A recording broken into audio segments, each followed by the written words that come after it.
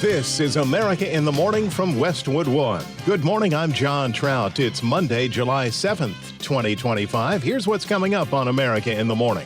Catastrophic flooding devastates the Texas Hill Country. There's no higher priority for us than finding those children. I'm Clayton Neville. Tariff pause ends this week, but there is some confusion if some countries will see it extended into next month. I'm John Stolnis in Washington. Optimism from President Trump over a truce in Gaza. I think there's a good chance we have a deal with Hamas during the week. I'm Rich Johnson.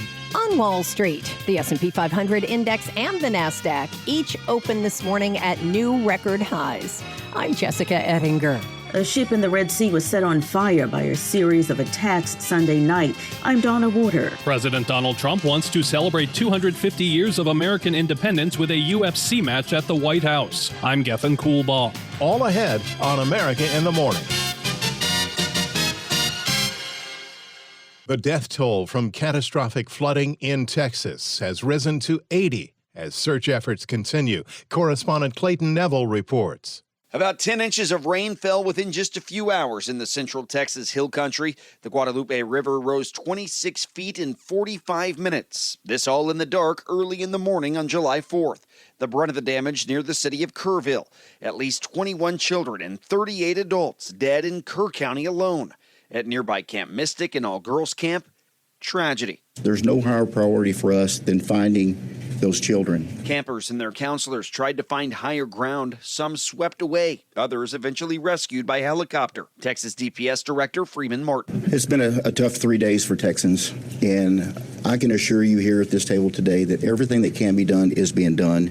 Currently, we have operations going on in several different counties. Governor Greg Abbott flew over the devastation with emergency crews to assess the damage. There were so many people who were just camping out, not children in camps, but adults camping out near the river, people in RVs and things like that. He described it as horrific. To see what those young children went through, and we will remain 100% dedicated, searching for every single one of the children who were at Camp Mystic, as well as anybody else in the entire riverbed, to make sure that they're going to be recovered.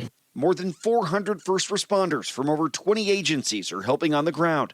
Texas Emergency Management Chief Nim Kidd. We are going to begin recovery operations. That is debris cleanup. That is opening roads. That does not mean we are no longer doing search for live victims, because we still are. We are still out there in very much hopes, very much fueled by the compassion that we show for these families, that we're doing everything we can to find their missing loved ones. The chief was asked about weather alerts and warnings, as some messages were sent but not all received. There can be all kinds of alert systems that are sent, and we know that some were sent. Some general messaging was sent early. Some urgent warnings were sent at various times, but just sending the message is not the same as receiving the message, having a plan to do something when you receive the message, and then the ability to implement that plan. The federal government was quick to respond, and Governor Abbott didn't hesitate to thank President Trump for approving a federal disaster declaration for Kerr County. He ensured in less than 24 hours that major disaster declaration was approved, ensuring that state and local governments are going to have more resources to be able to respond to that disaster, more resources to begin the debris removal, more resources to help individuals who have been impacted by this, as well as local governments that have been impacted by this. With more rain in the region possible this week and extremely saturated ground already, Texans are asked to stay off the lakes and the rivers and to avoid any and all high water spots. In Texas, I'm Clayton Neville. President Trump's 90-day pause on tariffs to many nations is set to expire Wednesday. However, there appears to be some changes to that deadline, causing some confusion and uncertainty on when the president's Liberation Day tariffs will go into effect. John Stolnis has the latest from Washington. Speaking on CNN's State of the Union, Treasury Secretary Scott Bessent says letters of notification to countries regarding tariffs are set to go out in the next few days. President Trump's going to be sending letters to some of our trading partners saying that if you don't move things along, then on August 1st, you will boomerang back to your April 2nd tariff level. Bessent says about 100 letters will go to countries that don't trade much with the U.S., but given the August 1st date he just mentioned, Bessent was asked if the deadline has changed. This is when it's happening. If you want to speed things up, have at it. If you want to go back to the old rate, that's your choice. Bessent was asked if the president is preparing to announce any new trade deals that may have been negotiated over the last 3 months. When we send out the 100 letters to these countries, that will set their tariff rate. So we're going to have 100 done in the next few days. The Trump administration says they are close to deals with a number of countries, but so far the only deals that have been announced are partial deals with China, the UK, and Vietnam, and they're frameworks, not full deals just yet. Speaking to reporters yesterday, the President and Commerce Secretary Howard Lutnick tried to clarify. Do they change on July 9th or August 1st? No, they're going to be tariffs. The tariffs are going to be the tariffs. I think we'll have most countries done by July 9th, yeah. But they go into effect on August 1st. John Stolnis, Washington. End in sight to the Israel-Hamas war when America in the Morning continues after these messages.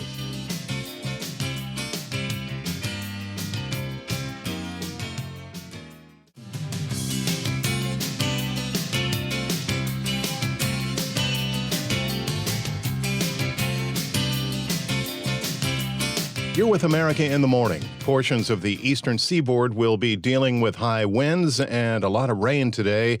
Here's an update from AccuWeather.com meteorologist LaTroy Thornton. As the former tropical storm Chantal continues to track to the north and east through the mid-Atlantic and eventually off the east coast through today, a surge of associated tropical moisture will lead to a very humid Monday in and around some of the major cities in the I-95 corridor, including Washington, D.C., Philadelphia, even Providence. In terms of precipitation, tropical downpours will tend to hug the coast from Virginia northward, but should reach as far inland as southeastern Pennsylvania and portions of the lower Hudson Valley as the day progresses, with southern New England eventually getting in on some enhanced rainfall as well. Farther to the west, a separate push of moisture ahead of a cold front will lead to showers and heavy thunderstorms as well from western New York into northern Maine, but there can be a thunderstorm around from central Pennsylvania and West Virginia, south and west through Ohio, Kentucky, even Arkansas and much of Tennessee through the day as the front tries to make its way through this zone. At least a spotty afternoon thunderstorm can be expected for Louisiana and much of Florida today, nothing overly unusual for early July, and storms may fire up in eastern Texas and Oklahoma as well.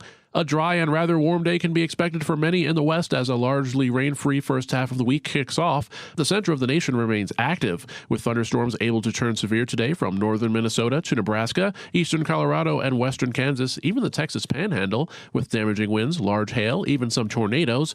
Thunderstorms, some again very heavy at times, will also return to central Texas, sparking new flooding concerns in areas that have already had extreme rainfall of late. In Kerrville, Texas, watch for a couple of heavy thunderstorms today with a high of 87. For Las Vegas, expect sunshine and a high of 108. That's the nation's weather. I'm AccuWeather.com meteorologist LaTroy Thornton. Follow us wherever you get your podcasts. Just search America in the Morning in your favorite listening app.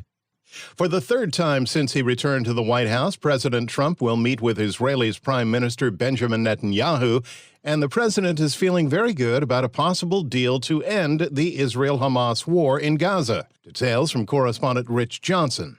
The president told reporters yesterday he's very confident. I think there's a good chance we have a deal with Hamas during the coming week, pertaining to quite a few of the hostages. Yeah. Before he boarded his flight to the U.S., Netanyahu expressed confidence, both in his upcoming meeting with Trump and in the latest round of indirect talks involving Hamas leaders in Qatar.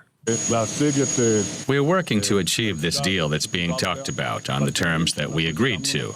I've sent a team to the negotiations with clear instructions, and I think that the conversation with President Trump can certainly help to advance this outcome. But the two leaders' public optimism could be dampened by Hamas.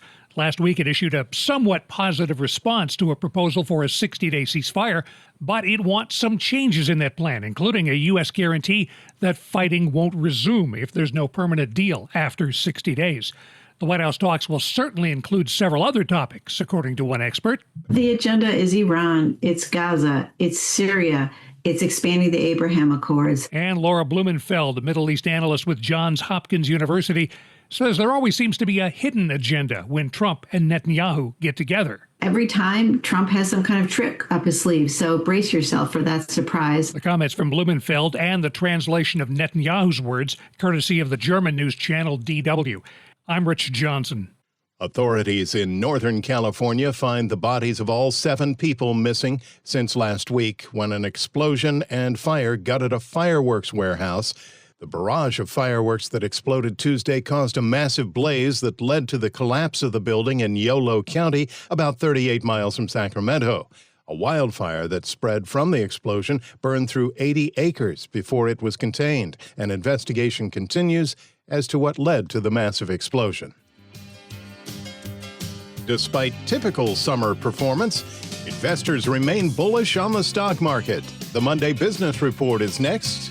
America in the Morning, back after these messages.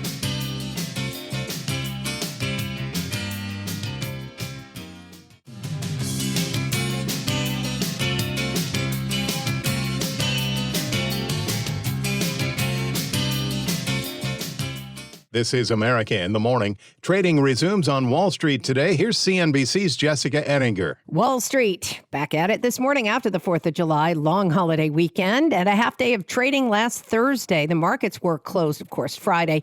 The S&P 500 index and the NASDAQ each opened this morning at new record highs. July seasonality, just to keep early simple, is so positive. I mean, when you have this strong May and June, it feels like maybe July shouldn't be that positive. But in fact, when you have a greater than 5% gain in May and June, you're leading into July's even better. And so this is probably one of the strongest little 2-week periods for the market. And so want to stay long, at least for right now, overweight equities. 314's Warren Pies on CNBC. If you have an S&P 500 index fund in a brokerage or a retirement account, you're up almost 7% for the year so far. Many investors expect stocks to really move around, though, as the headline-driven market continues. We've had a really good run off the April 9th bottom. And at this point, we're probably going to churn with a little bit more volatility, but we could see some choppiness into the summer. Wilmington Trust's Megan Shu on CNBC. And here's a look ahead from Neuberger and Berman's Holly Newman-Croft on CNBC. Summer is a strange season in the markets. If you look at 20-year averages, July is on average up 2.5%. August is flat. September is flat. But this summer, there's a ton of data that's going to come out. There will be increased volatility. If you sold out in March, you've really missed out. So as I have said before, market timing works if you get it right, but the Hall of Fame of market timers is an empty room. Last Thursday, the markets rallied after the June jobs report came in better than expected, with 147,000 new jobs created. But guess where much of the hiring was done? I have to point out, I don't even know if President Trump is going to like this report. Why? 73,000 of the job gains were government. CNBC senior economics reporter Steve Leisman. AMC Theaters rolled out a prominent disclaimer on its website saying all showtimes come with 25 to 30 minutes of previews. AMC says the disclaimer can allow moviegoers to plan their arrivals. It's a big week for retailers to try to get you to spend, especially for back to school. Target's Circle Week sale started yesterday. It's trying to get a jump on Amazon and Walmart. They start their sales tomorrow. On today's watch list, it's pretty quiet. No major earnings reports or economic reports today, but some big names are reporting quarterly results later on this week. Thursday, we're going to hear from Delta Airlines, Levi Strauss, and ConAgra Brands. Economic data coming this week include new numbers on consumer credit, oil supplies, and jobless claims. Thank you, CNBC's Jessica Ettinger. Cargo ship in danger of sinking. That's when America in the Morning continues after these messages.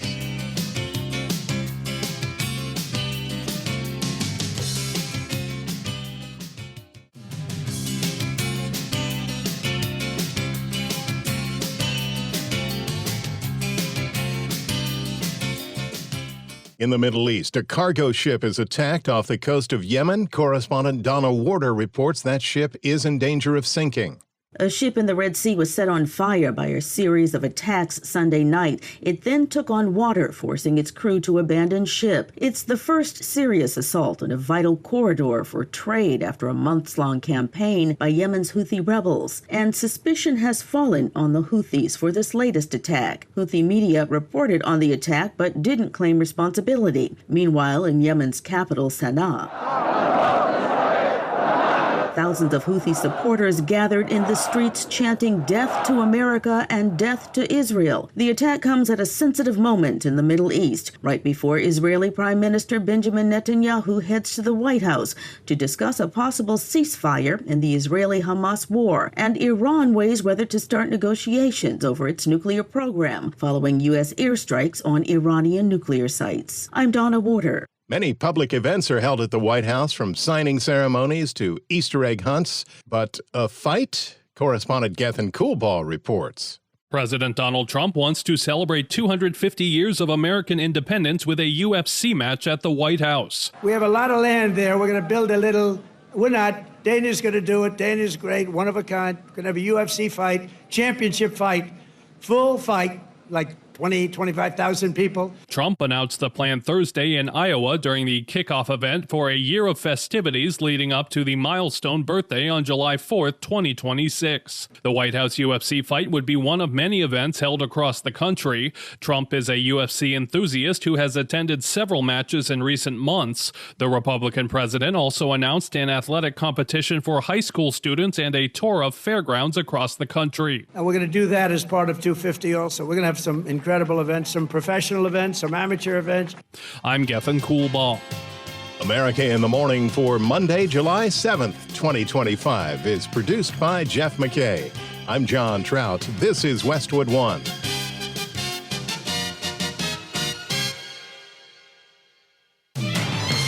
This is America in the Morning from Westwood One. I'm John Trout. Coming up this half hour. A swift-moving flood that swept through the hill country of Texas, killing dozens of people. This is a 24/7 operation. I'm Julie Walker. President Trump expected to visit Texas in the aftermath of catastrophic flooding. I'm Clayton Neville. The Trump administration plans to start sending letters to trading partners on Monday. Donna Warder, Washington. America is about to have another political party. I'm Katie Clark with details. Digital dinos continue to be a safe bet for a big summer movie. I'm Kevin Carr. Update on a menacing storm threatening portions of the U.S. Robert Workman Sports, and entertainer cancels garbage to blame. Back after these messages.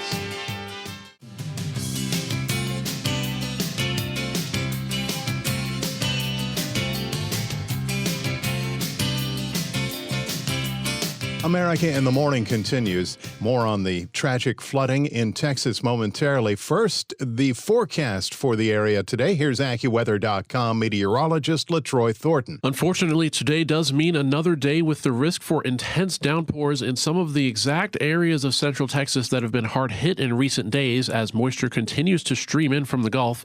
This means that places from Austin to Abilene and San Angelo toward the western side of the Dallas Metroplex face additional heavy thunderstorms at times today, with even the north side of the Del Rio and San Antonio metro areas facing the risk for more slow-moving thunderstorms that may bring some extreme rainfall rates at times. This will lead not only to areas of continued flash flooding, but also to the ongoing risk for localized rapid rises on rivers and streams in these areas. Much of Texas faces the risk for at least a spotty afternoon thunderstorm today, but the risk for severe storms will be highest from the Texas Panhandle and eastern New Mexico, northward through the Central Plains and toward the Canadian border with Minnesota. Storms this afternoon and tonight may bring strong wind gusts of at least 60 to 70 miles per hour, along with large hail and the risk for tornadoes, with the highest concentration of severe storms likely from northeastern Colorado toward the South Dakota-Minnesota border. Thunderstorms are also expected as a cold front hangs up from the Ohio Valley into the interior northeast, with downpours likely within a very humid environment today. Some of that boosted humidity will arise from moisture related to what was once Tropical Storm Chantal, which will push off the mid-Atlantic coastline through the day while bringing tropically enhanced thunderstorms to cities such as Baltimore and New York. The west looks dry and very warm to hot today as high pressure takes high temperatures 5 to 15 degrees above the historical averages, worsening drought conditions in the area. I'm AccuWeather.com meteorologist LaTroy Thornton. Follow our show wherever you get your podcasts. Simply search America in the Morning in your favorite listening app. The death toll in Texas has surpassed 80 after a deluge of rain caused rivers to rise past flood stages in a matter of minutes, sweeping people to their deaths, including a girls' camp where a number of youngsters are still missing. Correspondent Julie Walker reports flash floods like the one that swept through Texas are the nation's top storm-related killer. This rain event sat on top of that and dumped more rain than what was forecasted on both of those forks. When we got the report, it was about 7 feet or so on the South Fork, and within a matter of minutes, it was up to 29 feet, and all of that converged at the Guadalupe, and that's where we saw those very quick rise in flood. But listen, everybody got the forecast from the National Weather Service, right? You all got it. You're all in media. You got that forecast. It did not predict the amount of rain that we saw. A swift-moving flood that swept through the hill country of Texas Friday, killing dozens of people and leaving many more missing, was a flash flood. Hundreds had to be rescued. Flash floods are the nation's top storm-related killer. We will be relentless in going after and ensuring that we locate every single person who's been a victim of this flooding event. We're not going to stop today or tomorrow. We will stop when the job is completed. Between now and whenever that day arrives when the job is completed, this is a 24/7 operation, day and night. According to the National Weather Service, a flash flood involves heavy rainfall and flooding that begins within 6 hours and often in as little as 3. We issued a flood watch at 1:18 p.m. on July 3rd, so the day before, calling for a rainfall amounts of 5 to 7 inches. As we got into that night, our first flash flood warning for the area went out at 11:41 p.m. For Bandera County, and then the next flash flood warning for Kerr County went out at 1:14 a.m. Jason Runyon is a meteorologist with the service in Texas. This region of the country is one of the leaders in flash flood fatalities due to the topography in this region. We have seen some cases like this of some high-impact catastrophic flooding. It's rare when it happens, but it's very high impact when it does. Last year, 145 people died in flash floods, according to the Weather Service. I'm Julie Walker. There's both shock and outrage as to how the catastrophic flooding in the Texas Hill Country played out. Correspondent Clayton Neville has reaction from Texas Governor Greg Abbott and other state leaders. The director of Camp Mystic, an all-girls camp with 11 campers still missing, died trying to get the girls and counselors to safety. Several others were killed in the flooding that tore through the camp. There were about 750 campers on site. Texas game wardens helped rescue many of them in the aftermath. Texas Emergency Management Chief Nim Kidd was asked why some Texans staying along the Guadalupe River didn't get weather warnings and alerts. Some were sent them, but not all received. We need to spend a lot of time trying to answer this question because from a technical perspective, there are multiple warning systems that are out there. And all of us can choose to sign up for warning systems in certain areas, depending on the local government that we're in and the way that their system works.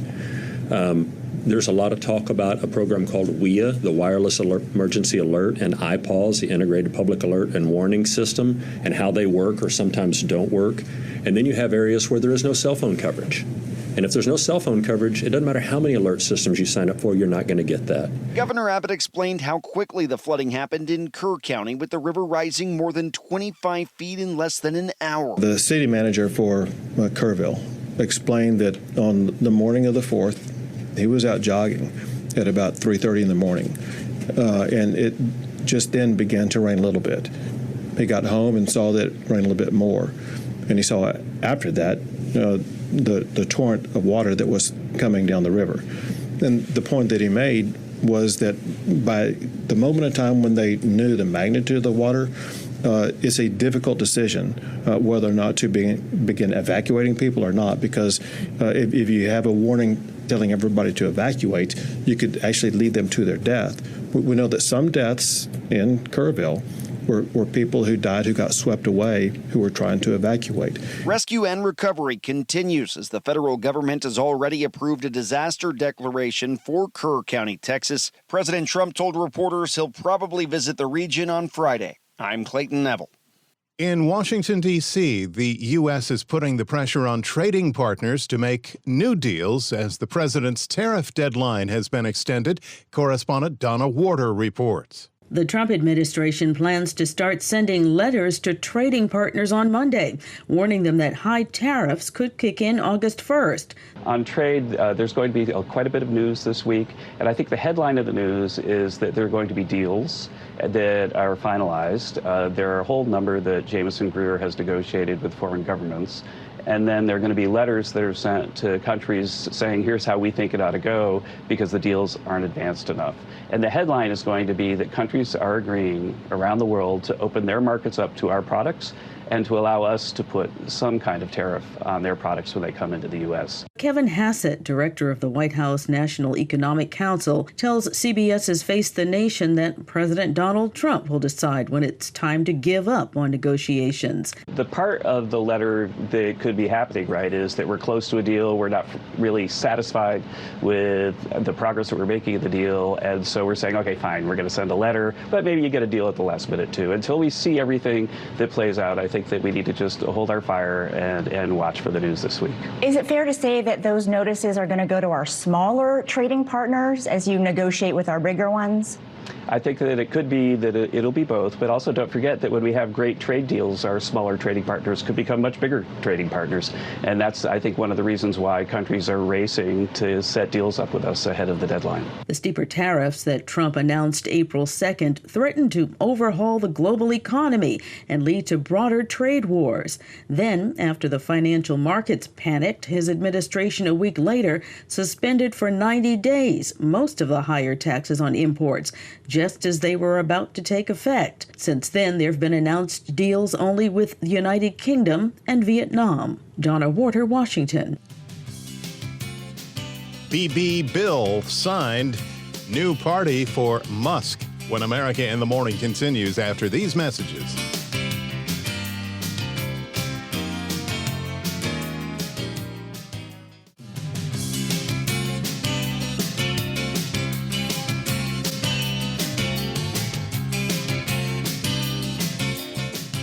The bromance between the President of the United States and the world's richest man may be beyond repair.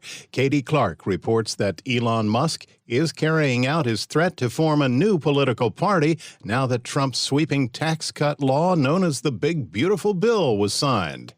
It seemed like Elon Musk and Donald Trump were inseparable after Trump's win in 2024. Musk was promoted to special government employee, helping Trump spearhead the Department of Government Efficiency. Musk ran the department in charge of discovering billions of dollars of wasteful government spending. Sometime between the election and now, Musk and Trump have parted ways. Elon has been a vocal opponent of Trump's Big Beautiful Bill, which passed into law last week. Over the weekend, Musk posted on his platform X, declaring the formation of the new America Party in the wake of the Trump-Musk fallout. It's expected that the new party will be up and running for the 2026 midterm elections. Musk has made statements saying that the party will give Americans back their freedom. It challenges a two-party system, supporting free speech and focusing on fiscal responsibility. Trump speaking about Musk's newly created party. I think it's ridiculous to start a third party. We have a tremendous success with the Republican Party. The Democrats have lost their way, but it's always been a two-party system. And I think starting a third party just adds to confusion. It really seems to have been developed for two parties. Third parties have never worked. Elon went to X on July 4th with a poll asking 1.25 million respondents if they want independence from the two-party system, and 65% answered yes. I'm Katie Clark.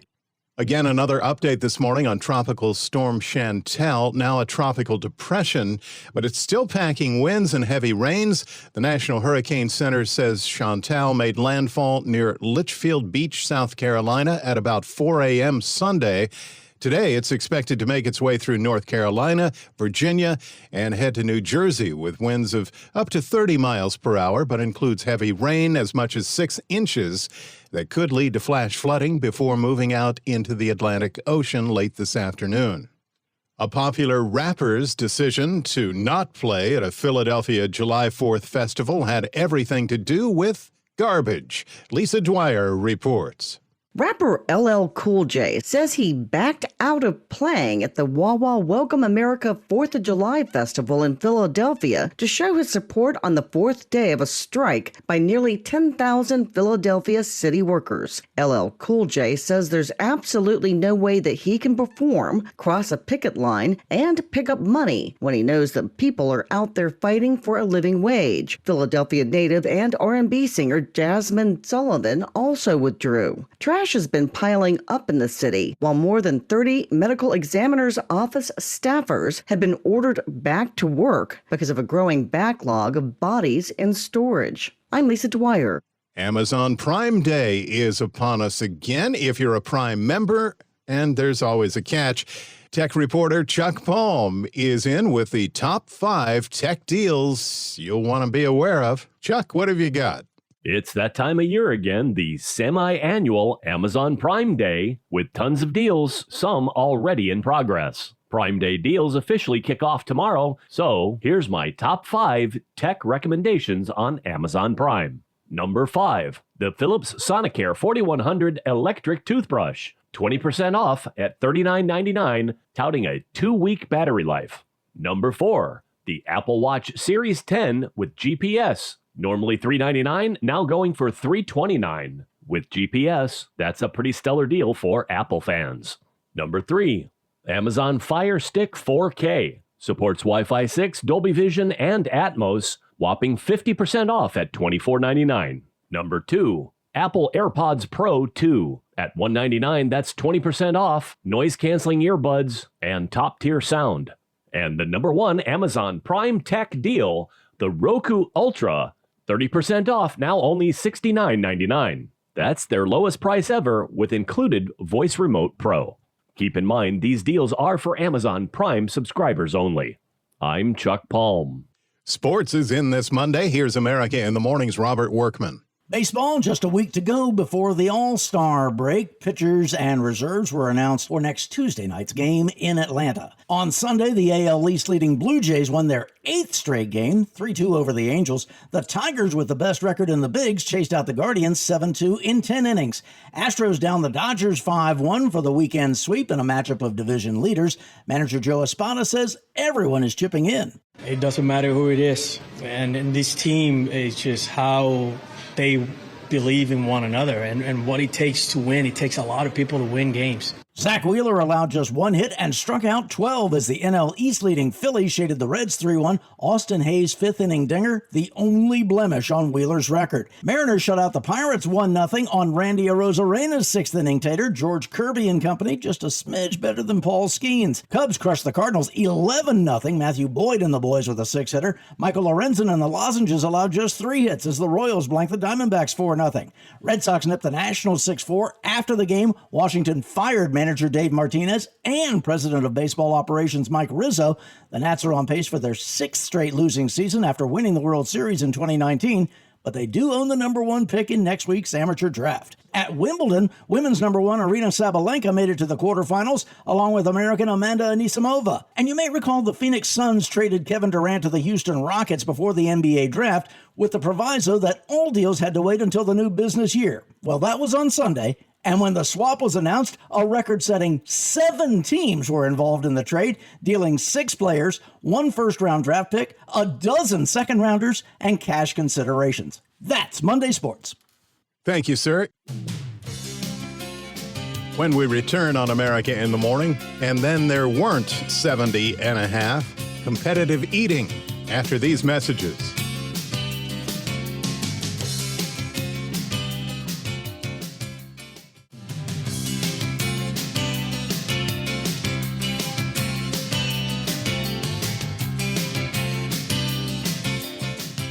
Welcome back. This is America in the Morning.